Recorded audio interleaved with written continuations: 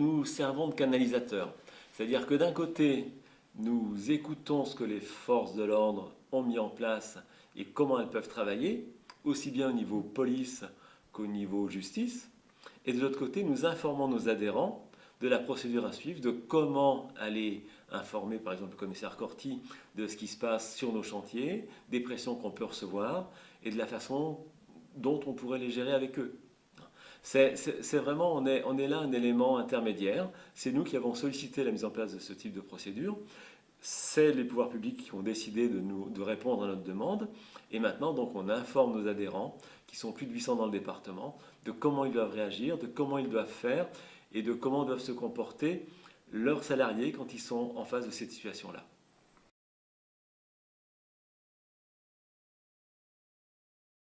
Moi, ça fait 30 ans que je suis en Provence. Il y a 30 ans, avant d'arriver en Provence, je connaissais déjà ce genre de problème dans d'autres régions de France. Donc ce problème n'est pas un problème ni local, ni de la ville de Marseille, ni du département. On a toujours été ici en avance parce qu'on a toujours considéré qu'il n'était pas normal que nos chantiers soient perturbés, soit par des vols la nuit, en dehors des horaires de travail, soit par du chantage comme celui dont on vient de parler maintenant. Et on a toujours essayé de construire une action qui nous permette de lutter contre ça. Donc on est en avance par rapport à beaucoup d'autres départements.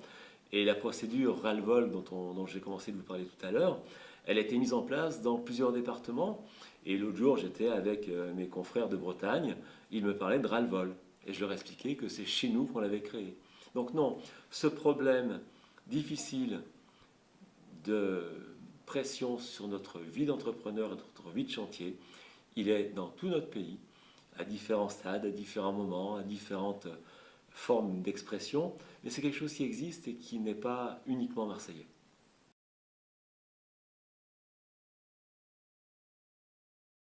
Chez nous, on le dénonce plus qu'ailleurs. J'ai pas dit qu'on le trouvait plus ici qu'ailleurs. J'ai dit ici on le dénonce plus qu'ailleurs, plus fortement, en ayant plus travaillé sur des procédures qui nous permettent de le remonter au niveau judiciaire. Moi, ce que je ne veux pas, c'est qu'un entrepreneur paye. Un entrepreneur qui est sous pression, on lui demande de l'argent. On est dans un pays de droit. Ce qu'il doit faire, c'est aller voir la justice, expliquer ses problèmes aux forces de l'ordre, et c'est à elles de régler notre problème. On n'est pas là pour être sous pression financière, pour être sous pression de gens qui sont des délinquants. On est là pour exprimer une activité professionnelle et permettre à notre ville de s'embellir par nos constructions.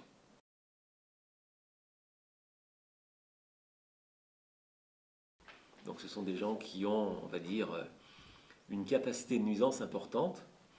Et à partir du moment où les personnes sont rassemblées et s'organisent pour, on va dire, venir nous racketter, ça peut, dans certaines limites, se rapprocher d'un système mafieux.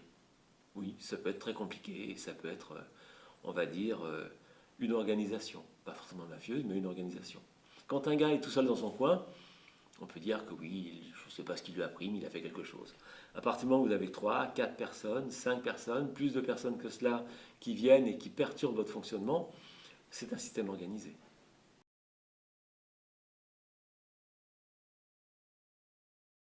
Que dans notre département, le coût du racket, du vol, parce qu'il y a le racket, mais il y a aussi le vol. Je dirais combien de chantiers se sont vus dévalisés la nuit pour voler des fenêtres, voler des tableaux électriques, voler des câbles de grue. Il y a plein de choses qui sont valables sur un chantier. À une époque, c'était l'aluminium. L'aluminium était intéressant, donc ils ont venu voler les outils d'aluminium pour les faire fondre et revendre au poids d'aluminium. Après, c'était le cuivre, donc ils sont venus voler les câbles en cuivre, même les petits câbles qui se trouvent dans les prises, ils faisaient tout brûler derrière pour récupérer le cuivre.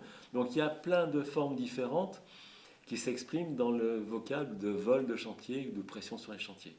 On estime que ça représente 30 millions d'euros dans notre département par an. C'est énorme.